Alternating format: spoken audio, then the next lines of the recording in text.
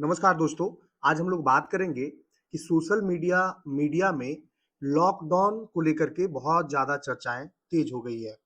ये चर्चा तब तेज़ हुई जब प्रधानमंत्री नरेंद्र मोदी संसद में अपने भाषण के दौरान उन्होंने कहा कि जंग जो है वो जिस तरह से हम लोग कोरोना में लॉकडाउन करके और देश को आगे लेकर के जाया गया, वैसे ही वॉर के टाइम में भी हम लोगों को तत्परता से काम लेना होगा और जीतना होगा, क्योंकि जब जंग स्टार्ट है तो कुछ भी संकट आ सकती है, चाहे वो एनर्जी से को लेकर के हो या फिर खाने पीने को लेकर के हो या फिर कोई हम पर भी हमला कर सकता है, कुछ भी हो सकता है, क्योंकि पूरा दुनिया जो है अभी जंग के चपेट में है।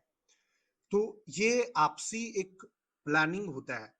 जब प्रधानमंत्री मोदी बोल रहे थे, तो ये था उनका कहने का मतलब ये था कि देश को किसी भी हालात से लड़ने के लिए तैयार रहना होगा। जैसे हम लोग कोरोना में लड़े थे लॉकडाउन करके। लेकिन इसका मतलब ये कतई नहीं है कि देश में लॉकडाउन लगेगा। इसी पे आज हम लोग बात करेंगे और प्रधानमंत्री मोदी के साथ-साथ सेंट्रल मिनिस्टर का भी बयान है, देश में लॉकडाउन नहीं लगेगा, स्थिति सामान्य है और विपक्ष जो है इसको केवल तो केवल हवा देने का काम कर रहा है। केंद्र सरकार ने शुक्रवार को कहा कि पश्चिम एशिया संकट की वजह से देश में लॉकडाउन नहीं लगेगा। सरकार के 3 बड़े मंत्री निर्मला सीतारमण, किरेन रिजिजू और हरदीप पुरी ने बयान जारी किए, कहा कि ये सिर्फ अफवाहें हैं। रिजिजू ने कहा कि हालात काबू में है। पीएम मोदी खुद स्थिति पर नजर बनाए हुए हैं।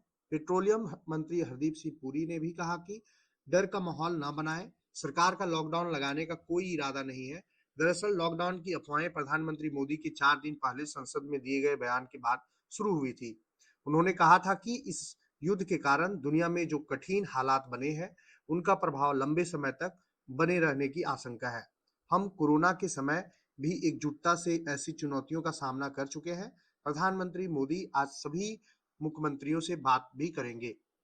पीएम ने अपनी पूरी टीम को काम पर लगाया है ताकि आम जनता को कोई तकलीफ ना हो। ऑल पार्टी मीटिंग में विपक्ष ने पीएम की सराहना की, कहा कि इतने बड़े संकट में सरकार ने सही कदम उठाए हैं, सरकार के हर फैसले में विपक्षी दल साथ देंगे।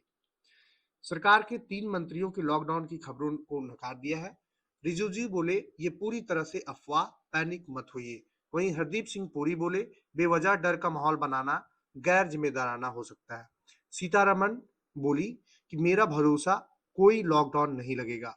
इस तरह से सेंट्रल मिनिस्टर का बयान आना और विपक्ष जिस तरह से हवा बना रहा था लॉकडाउन लगेगा, उस पर पूरी तरह विराम लग गया। युद्ध के कारण दुनिया में जो कठिन हालात बने हैं, उनका प्रभाव लंबे समय तक बने रहने की आशंका है, इसलिए हमें तैयार रहना होगा। हम कोरोना के समय भी एकजुटता से ऐसी चुनौतियों का सामना कर चुके हैं, अब हमें फिर से उसी तरह तैयार रहने की आवश्यकता है। धीरज के साथ, संयम के साथ, शांत मन से हमें हर चुनौती का मुकाबला करना है। इस तरह का बयान प्रधानमंत्री मोदी जी का आया हुआ था।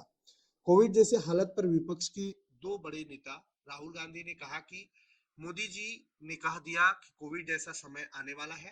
कोविड में जो किया था वो भूल गए कि कितने लोग मरे थे, कैसी दुखद स्थिति हुई थी। मल्लिकार्जुन खड़गे बोले कि कोविड महामारी के दौरान हुई दुखद पीड़ा को नहीं भूला जा सकता। जब 40 लाख से ज्यादा जानें चली गई, अनगिनत नागरिक ऑक्सीजन जैसी बुनियादी जरूरतों के लिए संघर्ष करते रह गए, ऐसे में पीएम क्या 140 करोड़ भारतीयों को एक साथ फिर से खुद ही ऊर्जा संकट के साथ साथ भोजन, उर्वरक और महंगाई के बढ़ते दबाव जैसे संकट का सामना करने के लिए कह रहे हैं। इस तरह से दोनों विपक्ष के नेता और विपक्ष के सबसे बड़े नेता राहुल गांधी और मल्लिकार्जुन खड़गे का बयान आना ये दर्शाता है कि अभी भी विपक्ष जो है इस बात को नहीं समझ रहा है कि पूरा दुनिया में चल क्या रहा है और केवल तो केवल अफवाह उड़ाना कहीं ना कहीं देश के लिए गलत हो सकता है। अगर आप देखें तो दैनिक भास्कर का एक खबर है कि पश्चिम एशिया संकट का भारत पर 5 असर पड़ सकता है। पहला तो तेल और ऊर्जा में आ सकता है। भारत में 85% कच्चा तेल एक्सपोर्ट करता है, इसमें से 60 से 65 पश्चिम एशिया से आता है। हॉर्मुज स्ट्रेट से दुनिया का 20% तेल गुजरता है। यहाँ भारत के 22 जहाज फंसे हुए हैं। तनाव बढ़ने से तेल की कीमतों में 5 से 15 प्रति बैरल डॉलर का इजाफा हो गया है। भारतीयों की सुरक्षा को लेकर के भी सवाल उठ रहे हैं कि पश्चिम एशिया में 80-90 लाख भारतीय काम करते हैं। यहाँ से करीब 3.75 लाख लोग सुरक्षित भारत लौटे हैं। महंगाई और आम आदमी एलपीजी सिलेंडर की कीमत बढ़ी है, प्रीमियम पेट्रोल महंगा हुआ है, शेयर बाजार में तेजी से गिरावट आई है, सामान्य पेट्रोल डीजल की कीमतें भी बढ़ सकती हैं। इससे रोजमर्रा के सामान महंगे हो जाएंगे। रेमिटेंस यानी कि विदेश से आने वाला जो पैसा है, भारत को सालाना 8 लाख करोड़ रेमिटेंस आता है। इसका 50% गल्फ देशों से आता है। संकट बढ़ा तो भारतीयों की नौकरी और इनकम प्रभावित होगी। देश में कम पैसा आएगा। व्यापार और शिपिंग में भी देखने को मिल सकता है। भारत का $100 बिलियन व्यापार इस क्षेत्र से जुड़ा है, जो युद्ध के कारण प्रभावित हो रहा है। अगर रेड सी और स्वेज रूट बाधित होता है तो शिपिंग लागत 2 से 3 गुना तक बढ़ सकती है और इस तरह से महंगाई आ सकती है। और अगर पूरा वर्ल्ड जो है वो महंगाई के चपेट में है तो ऐसा नहीं है कि भारत में नहीं आएगा। भारत में भी महंगाई बढ़ेगी, बट लॉकडाउन जैसा स्थिति नहीं होने वाला है फिलहाल। आगे क्या होता है अपडेट के लिए बने रहे चैनल पे। धन्यवाद।